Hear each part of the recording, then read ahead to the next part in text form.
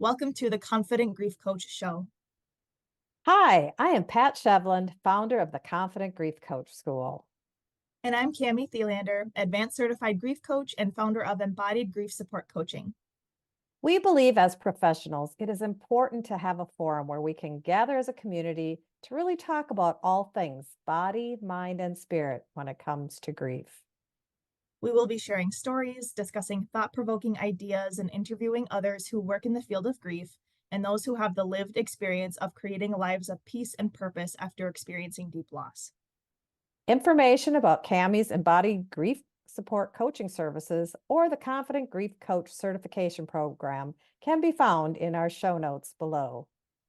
Thank you for joining us at the Confident Grief Coach Show. And if you like what you're hearing or would like us to focus on a specific topic in the future, please hit the like and subscribe button to stay connected. Hi, Cami. Hello, Pat. Good to see you again. You too. Here we are. And so we just chatted briefly because Cami and I don't really come up with our topics. It's kind of like until the day of, because we just never know how it's going to hit us or what's kind of showing up for us, right? So I thought today would be a great conversation to talk about Mother's Day. And there's two Mother's Days. So we're right in the middle. Today is Wednesday. So we're in this past Sunday was the International Bereaved Mother's Day. So this is for all those moms who maybe have never, maybe they were never able to carry their children to term. They may have miscarried. They have experienced child loss from in utero all the way to, live births and infancy and that type of thing. And then it's expanded, but that is international. That's a worldwide observance from that perspective. And then we're coming up to, in the US, it's the Mother's Day observance. But I was looking up because I thought, I wonder if that's international or not. And there are a lot of countries that celebrate Mother's Day, but they don't always do it like ours is on the second Sunday of May every year. So I just thought it's an interesting period of time because I wrote last week, I just sent out a Facebook post, and I may have put something on LinkedIn too, is that the bereaved mothers, they're not looking forward necessarily to Mother's Day, the national one.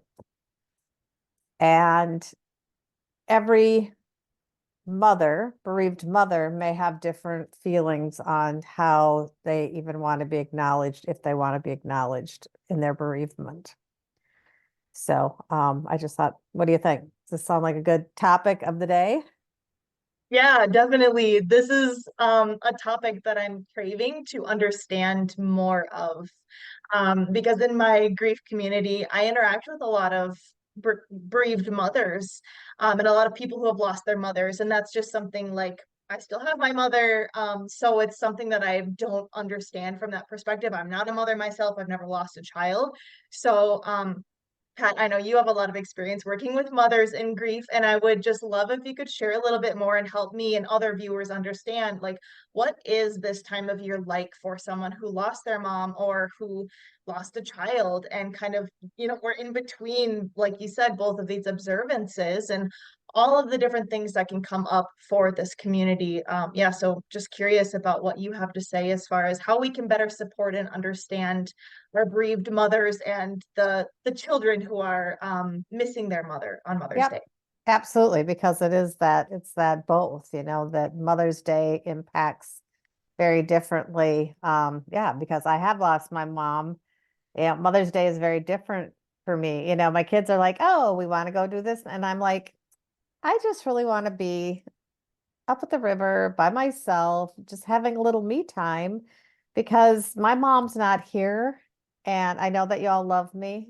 And the best Mother's Day gift you can give me is just give me some time to like do what I want to do and not have to be, going to dinner. And that I love that they want to honor me that way. And that's great. But with the not having a mother to honor, I do honor my mom. I have to say that, and Ever since I started working, my mom loved geraniums. So when she was a single parent with me and we are living in a little town in central Minnesota, she would always put geraniums in her pots. And they usually come out around Mother's Day, right? So as soon as I was able to make any kind of income, I worked a couple of jobs while I was in high school. That was my gift to her, is always to buy her red geraniums. I still do that. I buy red geraniums in honor of my mom and have that throughout the summer months just because it reminds me of my mom. So that's That's kind of, beautiful. Yeah. yeah, yeah. Well, it's interesting because I'm listening to the audio book, but I also bought the book, Megan Devine, It's Okay That You're Not Okay. And I thought I would share her perspective. This was like right in the very beginning in her chapter 1, the reality of loss. And she is one that her partner died unexpectedly by accident. But she said, here's what I most want you to know. This really is as bad as you think. No matter what anyone else says, this sucks. What has happened cannot be made right. What is lost cannot be restored. There is no beauty here inside this central fact. You're in pain and it can't be made better. She said, you don't need solutions. You don't need to move on from your grief. You need someone to see your grief, to acknowledge it.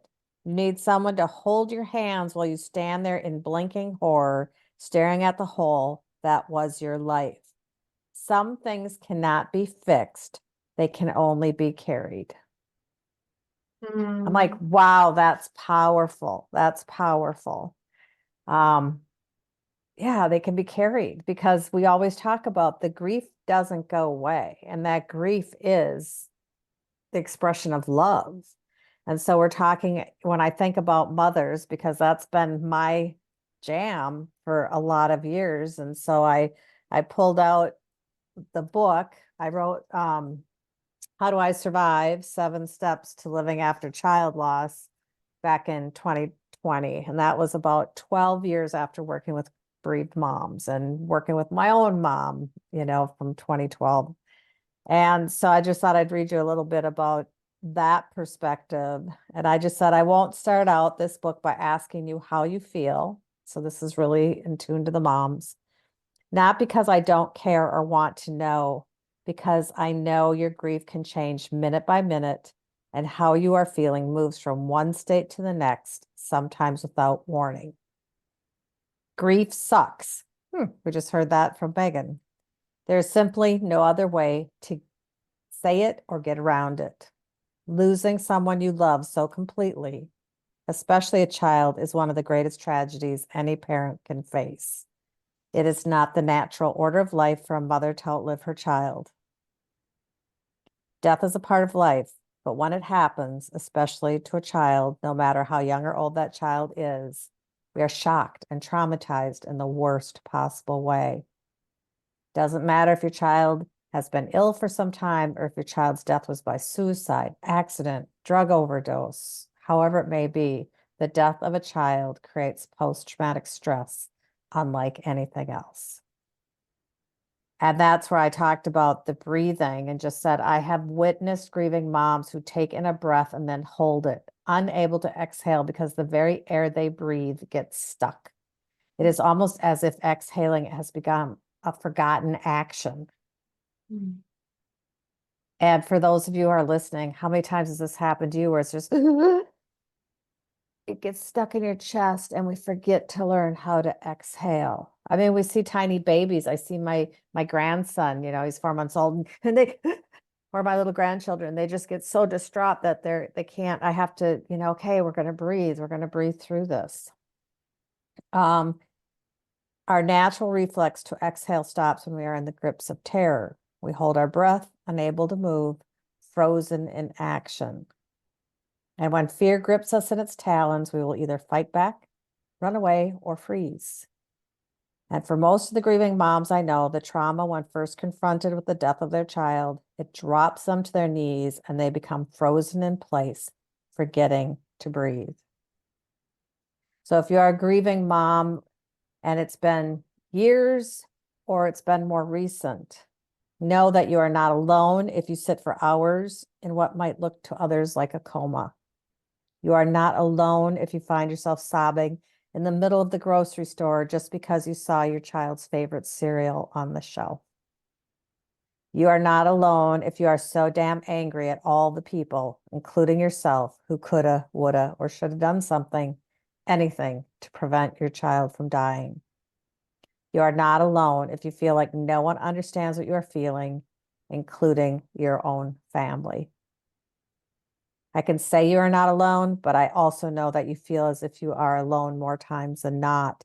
Grief can be isolating, making you feel as if you're standing out in the middle of the desert with nothing but heat beating down on you and gritty sand getting into your eyes. And that's where we come in. And it's like going back to what Megan Devine has said. You don't need to move on. You need someone to see your grief, to acknowledge it, to hold your hands while you stand there in blinking horror, staring at the hole that was your life. This is the reality for these moms, and you and I have met so many of them, and some are like, I need to do something. I can't continue living like this.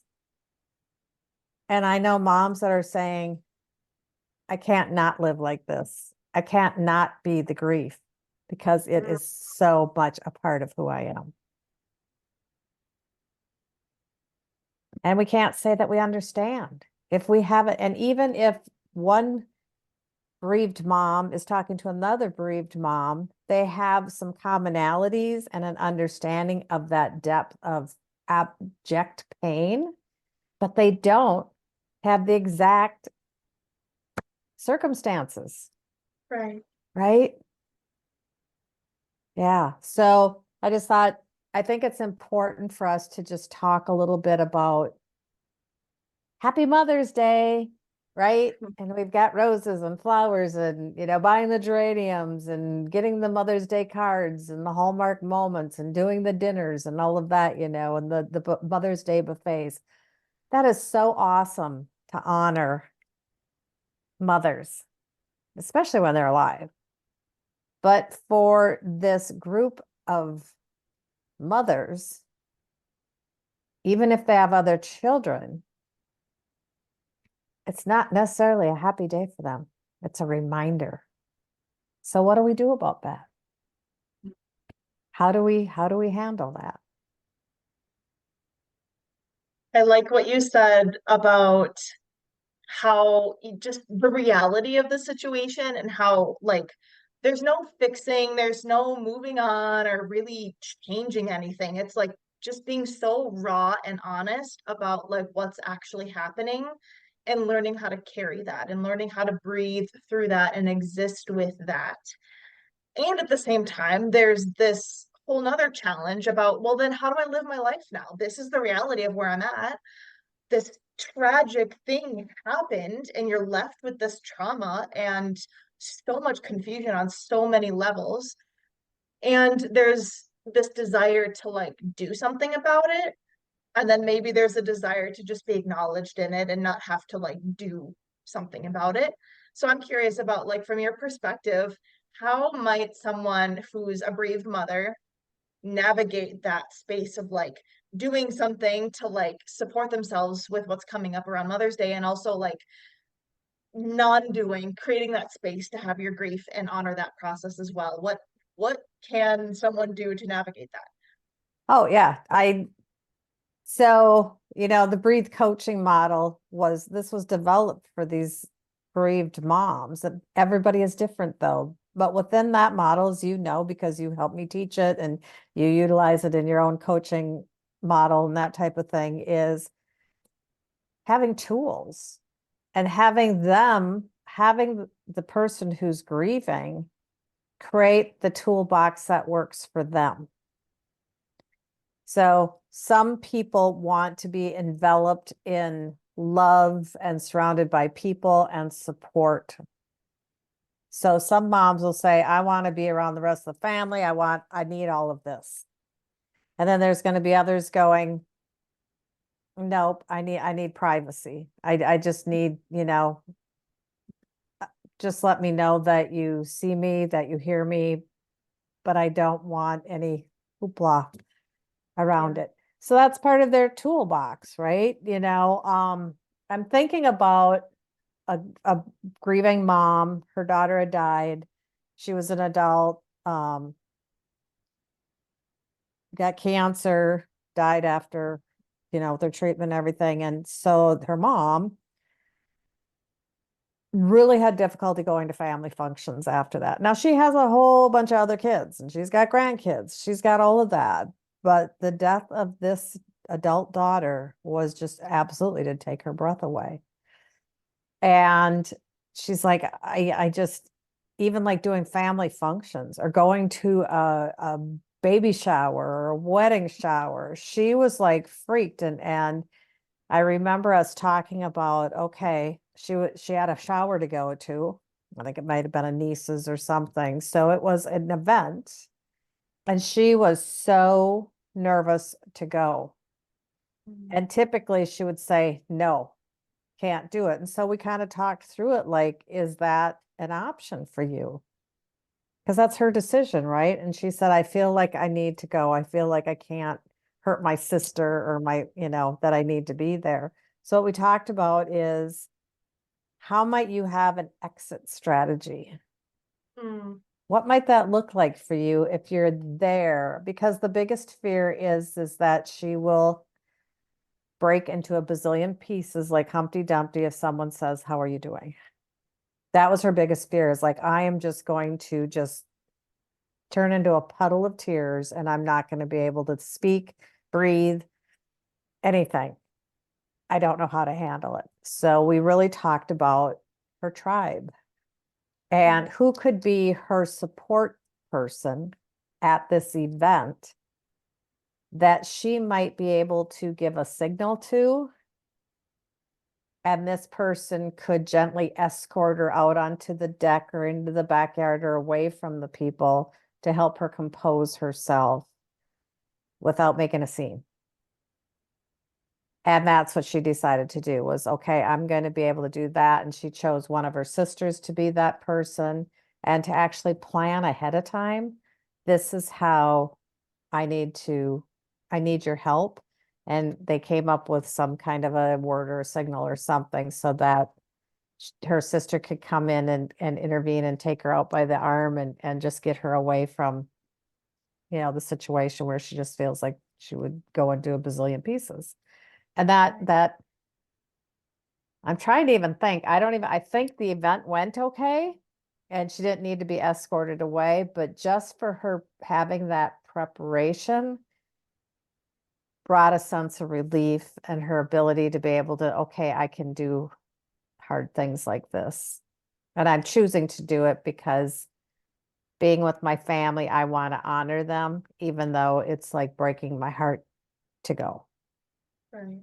So that's, I guess, one example of what do? Each person has to find out what's right for them. Mm-hmm. Yeah, I would imagine, I mean, that looks so different and personalized to each person and their experiences and what they want to do and what they don't want to do on that day or any other day for that matter. But that desire to like be around family and, to especially I would imagine for mothers with other kids, how do you show up and receive that, and be present for your family while also coming up with like a game plan? Like how could that look if we do want to go out to dinner or we do want to do something celebratory? How can you still show up and be present in the way that you're desiring and still have your needs met when the grief comes up, when you need that exit strategy, when you need some tools to turn to help you cope with whatever's coming up? I think that can be overwhelming to try to figure out. I mean, Yeah. it's like, where do you even start with planning that? And it's just like one day out of your whole life that you're trying to figure out how to navigate. But just with that awareness that, wow, there is going to be a lot that potentially is going to be coming up. And what are some things that we can turn to when we can't exhale, when the Right. grief comes up and chokes and you turn into a puddle? Yep. Or, I mean, every situation may be different. Like it may feel like, okay, I feel okay doing this. This time I'm in an okay space. This is okay. Oh, this one doesn't feel right. And how do you give yourself permission to just say no? Now, I'm not a grieving mom, right? But I know that where I'm at today, and in terms of, I said, for Mother's Day, I don't want to go out to dinner. I don't want to be surrounded. And this isn't to be mean or harsh, but I spend a lot of time with people like 24/7, with my family and with other people. And I love them all. And I just enjoy all of my time. But sometimes Pat needs some alone time. That's just my body makeup. And so I had to have the courage to say no. And it's about me this time. It's not about your need to acknowledge me. Does that make sense? So it's not about your needs, it's about my needs. And this is the greatest gift you can give me. Mhm. And so I shared with my husband, you come and spend a weekend with the kids and the grandkids. I want the place. I do want my dog there. I want Hope and myself just for at least 2 days. Just give me 2 days up on the river by myself where I can just if I don't want to talk to anybody, I don't have to talk to anybody. Yeah. I want to meditate by the river, I'll meditate by the river. If I want to get a whole bunch of work done, I'll get a whole bunch of work done. Whatever I choose to do, but without having to have a conversation with anybody about it. And that's where I think with in this time period of this week, as moms or children are coming up to this Mother's Day, what's in their heart? What's in their intuition of what they need? And how do they want to deal with it? And how do you express your needs with courage? Because sometimes it takes courage because people make it about themselves. My family could have made it about themselves, like, oh, geez, all we wanted to do was, be there for you. They didn't, but yeah. Yeah, and for the listeners that are here wanting to support someone in their life who might be a bereaved mother or who has lost their mother, sometimes receiving that boundary of, like, I want that space, I want the time to myself. Like, it's nothing personal, but that really could be the best thing that you can give to someone is, hey, I see you. I acknowledge that you want to spend some time by yourself and process or celebrate or honor your person in whatever way feels good for you, and to step back and allow that to happen. And that's a form of support, right? It's not always Yeah. about the doing or the, showing up in a certain way or gifting something or, some way trying to solve something, right? Like that can't be done. Like Megan Devine said in that quote, it's like, you can't make the pain any better. Nothing that you could say could take away from this emptiness or this trauma that they're experiencing, and to just acknowledge that, okay, that's what's coming up, and to just allow that process to unfold with some space and grace and love and kindness with that, that's powerful. Yep. Yep. I was just thinking through Mother's Day too, and the whole bereaved mothers, the international one is, and I wrote part of this in whatever my Facebook or whatever, wherever I posted it on Sunday, is there are so many women who have had miscarriages, Mm. um, and lost their babies that a lot of people Mm. don't even realize that woman is grieving, but it's silently. And so there may be people around you that are silently grieving. So give them space. If that's someone in your and they're just feeling a little quiet or want to have that little alone time. We don't know all the stories and we don't need to know the stories. We don't need to know what happened in people. If they want to share, they'll share. But just give them grace and the ability to be quiet because we don't know everybody's story. Right.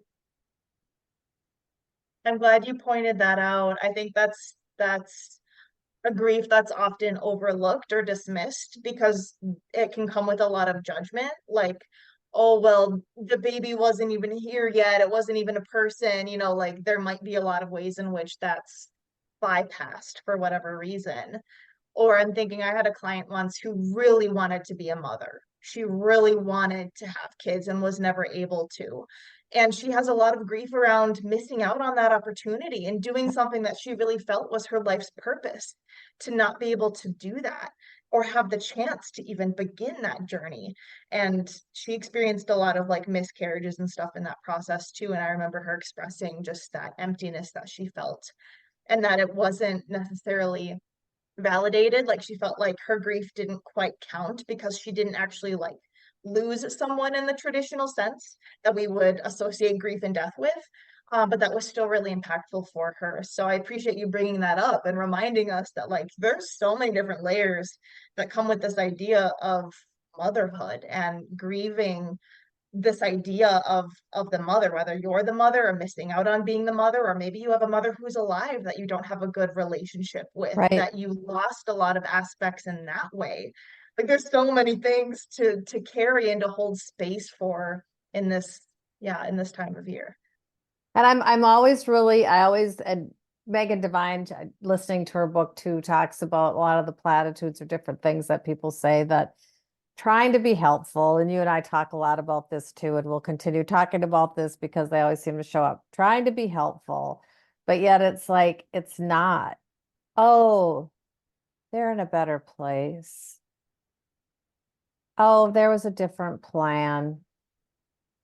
Oh, this must have been, God's plan, or you made a soul contract with that, Mm, and it's like we as the people who are supporting the grievers really need to check ourselves before the words come out, because we may be thinking that we're being helpful, but it's not. Any mother that I have worked with is never going to say, oh, yeah, totally okay. It's totally okay that my child died. I get it. I get it. God needed my child more than I needed my bullshit. No, there's no rectifying that in their mind. And so just, for people who are listening, just be a bit cautious. Or I know how you feel. No, even if you experienced your own loss and death, you don't know how someone else is feeling, because every relationship is different. yeah. Or this mother, who, like, I have a friend who, I think she had 3 miscarriages, and she bought a little doll, a stuffy for each one of these children that she miscarried. Then she had a little boy, healthy, great.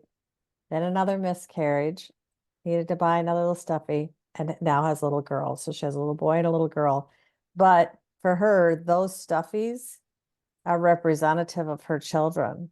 And her children who are living know that these are representative of their siblings. She has 2 children that she adores, and she is just loving them up and so grateful that she has them, but that does not diminish the pain and the loss she feels for her other children who didn't make it into this world.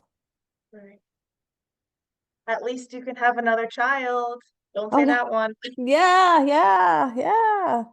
Or you could adopt, or you could do Mm, this or that, I mean, yeah, yeah, yeah. mm, So yeah, so I think it's just so important for us as the supporters. And, is there any models to fix it? No. Our model, the Breathe coaching model for grief is not to fix. It is not to cure. It is not any of that. It is truly to be able to offer support, to help our clients to find what's right for them in the way that's right for them, in the timing that's right for them, but it's not to fix it. They're always going to hold that grief.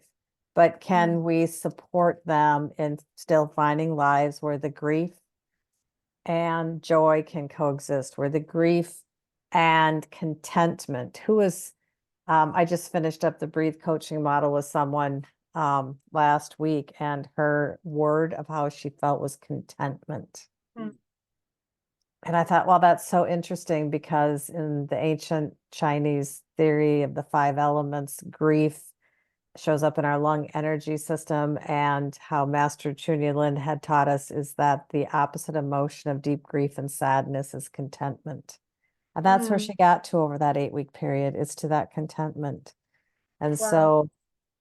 so, just that's what we're trying to do here as confident grief coaches, is to support, to hold the hands, as Megan talked about in her book, to offer up that here are some things to try on, but it's not to fix. It's not a disease to cure. This is life. And the more that we can speak about it, helping people to be seen and heard, I think that's what we can do. Coming up into this Mother's Day, whether you are a grieving child and your mom is no longer here, or grandma's no longer here, or you're the bereaved mom who your child is not here to hold, and just honor them and hold them the space and surround them in love, and just hold the space and let them be seen and heard. It's the best thing I think we can do. And it goes a long way. Like, it seems, I think there's a tendency to want to do a lot, to naturally want to fix or whatever. And it's like, that's enough. That's so powerful. There's really nothing else that we can do that's going to make it better. But just by showing up and being there and holding that sacred space to be seen and heard, and that is so powerful. Yep, yep, yep. Mhm. Absolutely, absolutely. So yeah, so that was my Mother's Day thoughts of the week.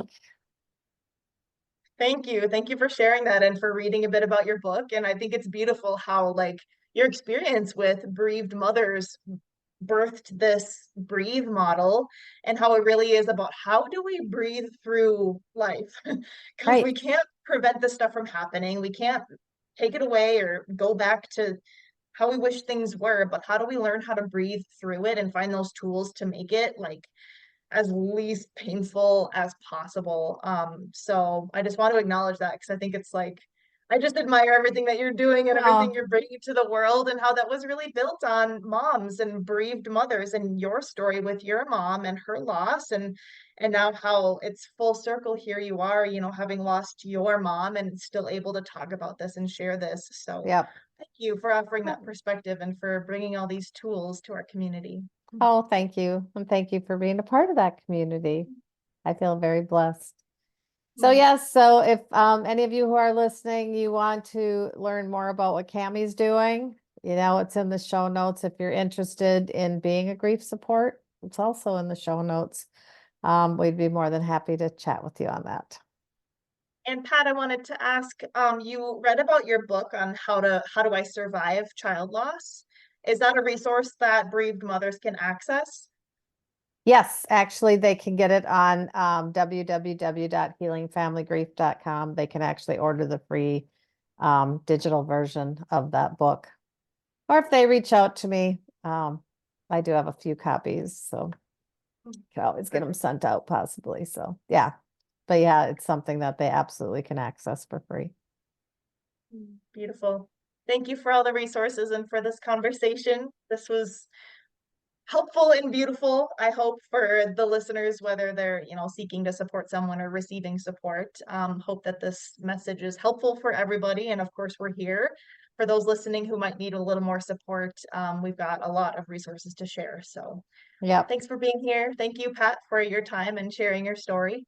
Yep. And for all the mothers out there, blessings, blessings. I hold you all in blessings. So for whatever your journey is, so if it's happiness that you're looking for, I surround you in happiness, and happy Mother's Day. If it's just blessings to get through the day, we offer you that. And so just know that we're acknowledging and honoring all mothers this week. Talk to you later. Thanks. Bye-bye.